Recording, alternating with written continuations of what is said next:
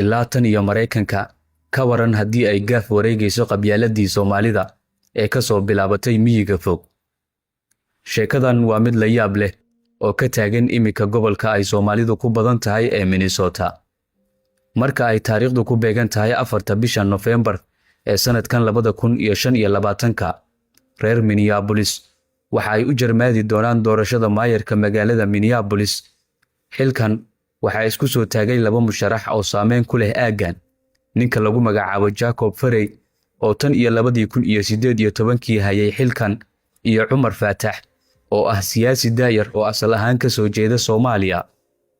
In badan oo ka mid ah Soomaalida waxa ay muujiyeen taageero ballaaran oo ay u hayaan Jacob Frey oo ah nin Mareykan ah, halka ay Soomaaliga la tartamaya taageeri lahaayeen.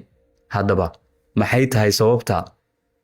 Dalka Mareykanka waxa ay Soomaalidu xoogoodu soo galeen wixii ka dambeeyay sanadkii 2000, kolkaas oo si xad dhaaf ah ay u yimaadeen si ay nabad ugu nagaadaan cariga Mareykanka.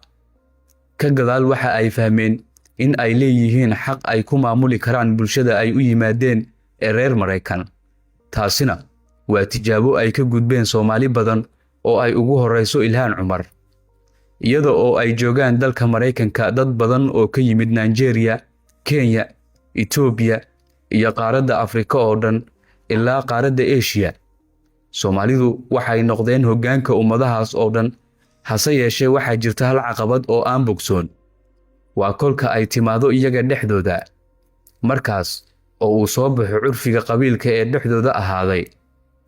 Tartanka doorashada maayarka magaalada Minneapolis oo ay ku tartamayaan Cumar Faatax oo ah Soomaali iyo Jacob Frey oo ah nin Mareykan ah. Soomaali badan waxa ay taageerayaan ninka Mareykanka ah, taasi oo ka dhalatay aana qabiil oo ay horay u qabeen dadkaasi Soomaalida ah, maadaama kal hore loo dooran waayo wiilkooda oo laga doortay gabar caddaan ah.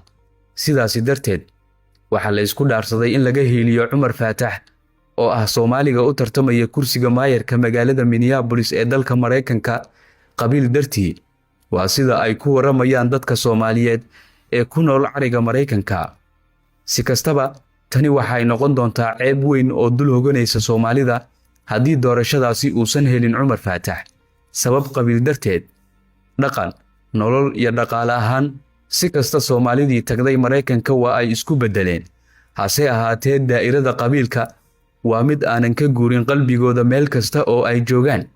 Bal adigu aragtidaada hoos nagula wadaag, muuqaalkana laag saar oo sii sheer gare.